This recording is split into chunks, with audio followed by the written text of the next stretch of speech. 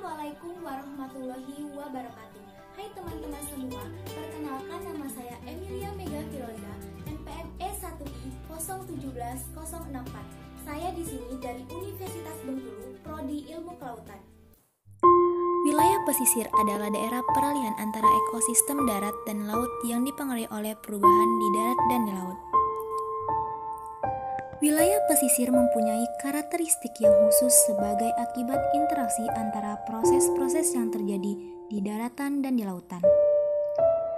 Ke arah darat, wilayah pesisir meliputi bagian daratan yang masih dipengaruhi sifat-sifat laut seperti pasang surut, angin laut, dan perembasan air asin. Sedangkan ke arah laut, wilayah pesisir mencakup bagian laut yang masih dipengaruhi oleh proses-proses alami yang terjadi di darat seperti sedimentasi dan aliran air tawar maupun yang disebabkan oleh kegiatan manusia di darat seperti penggundulan hutan dan pencemaran.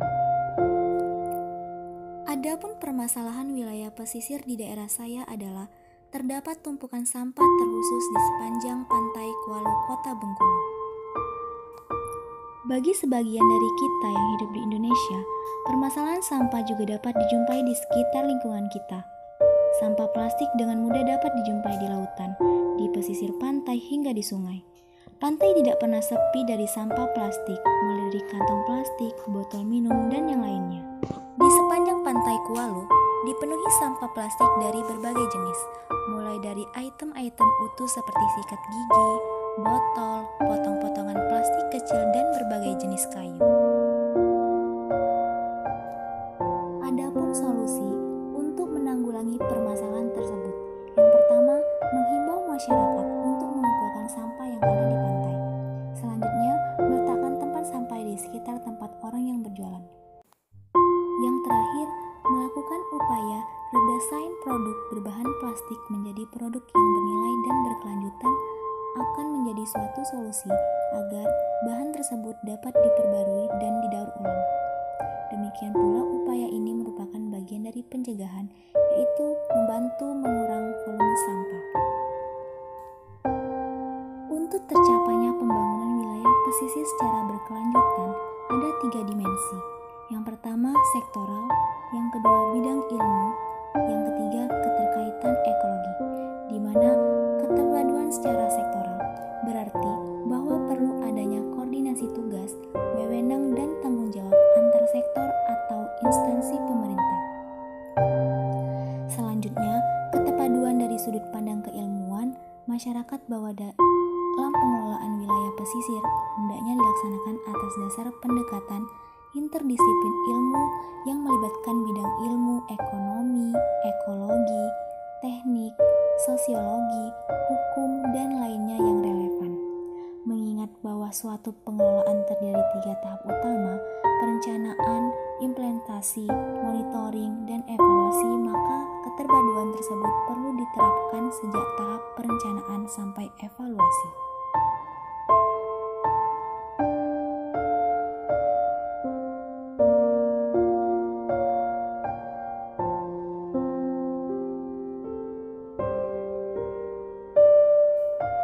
Dimensi untuk mencapai pembangunan wilayah pesisir secara berkelanjutan di daerah saya yaitu dengan menggunakan dimensi sektoral, di mana dimensi sektoral itu perlu ada koordinasi tugas, wewenang, dan tanggung jawab antar sektor atau instansi pemerintah.